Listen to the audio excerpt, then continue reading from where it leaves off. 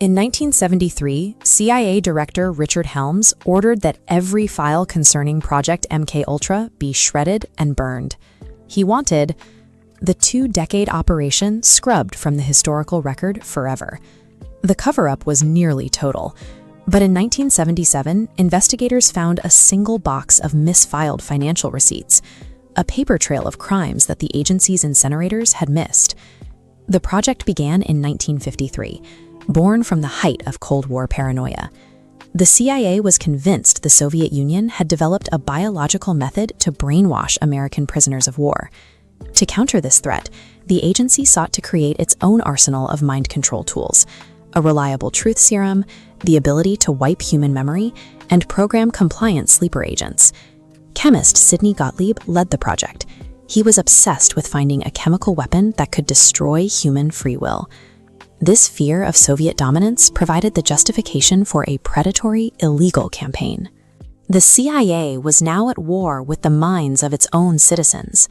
The surviving financial cache exposed biological hacking experiments embedded in American universities, prisons, and hospitals. Initial tests focused on animals.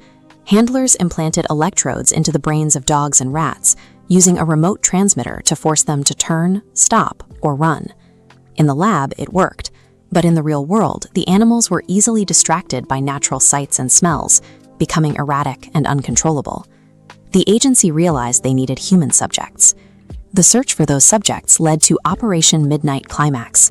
Financial records revealed the CIA was leasing safehouses in San Francisco, outfitting them with recording equipment and one-way mirrors. The agency hired sex workers to lure unsuspecting men into these apartments. It was a trap designed to test the effects of drugs on the general public. Once inside the apartments, operatives secretly slipped massive doses of LSD into the target's drinks without their knowledge or consent. From behind the mirrors, CIA agents drank martinis and watched as these citizens experienced psychological collapse. The CIA was now inflicting psychological torture on random civilians simply to gather raw behavioral data. Gottlieb's recklessness eventually extended to his own inner circle, targeting U.S. military personnel and fellow CIA agents to carefully observe the effects of the drugs in a professional setting. An Army bacteriologist named Frank Olson was secretly dosed with LSD during a routine meeting. Olson spiraled into a state of severe paranoia and induced psychosis. Days later, he fell 13 stories from a New York hotel window. The CIA immediately labeled the death a suicide, bearing the truth of the experiment for decades. Other financial records lead to McGill University in Canada, where the CIA funded the work of psychiatrist Dr. Ewan Cameron.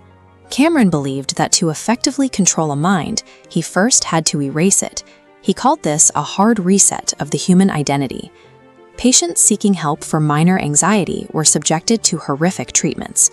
Cameron put them into drug-induced comas for up to 86 days, followed by high-voltage electroshock therapy that far exceeded safe medical limits. The survivors woke up as blank slates. They had forgotten their names, forgot their families, and even how to speak. For the CIA, the total destruction of a human soul was not a tragedy. Instead, it was a legitimate scientific milestone. Despite 20 years of experiments, the project arrived at a final, ironic conclusion. True, predictable mind control is biologically impossible. The agency never created a sleeper agent. Their methods only reliably produced permanent brain damage, amnesia, and insanity.